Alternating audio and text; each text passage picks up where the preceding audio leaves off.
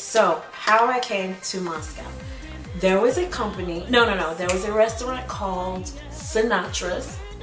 It was located where Barbados is right now in Moscow, Metro Pushkinskaya at the top.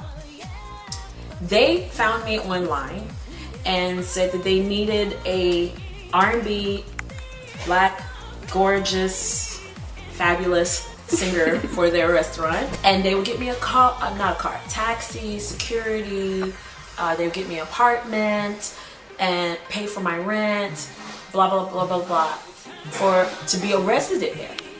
I've never been here before, but I said, what the hell, if it doesn't work out, I can go back home. So I said, okay. I come here, everything was working out great, and then about 2 months later, I went back to the restaurant and it was closed. Not closed like American closed, it was closed like Russia closed. When Russia closed a company, they don't give any warning, they just lock the doors. That's it, lights off, blah blah blah. They took me back home, and my mistress, as they call it here in Moscow, my mistress came out the door because she lived right beside me, and she said that they hadn't paid my rent since I've been there. So they did not tell me that I no longer had a job. They owed me about a month's worth of pay, and my rent wasn't paid. So I had 2-3 days to figure out what I was going to do. I decided that I wanted to, I thrive off of challenges.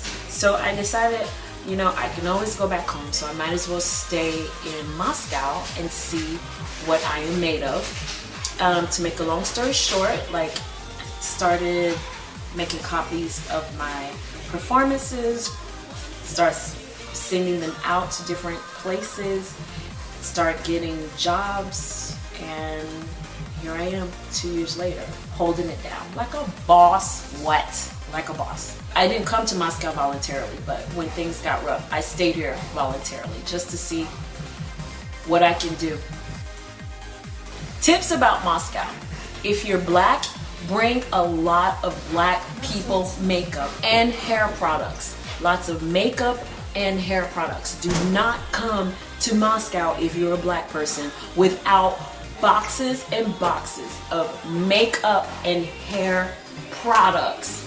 And Google Translate. Shout out to Steve Jobs. Bye bye.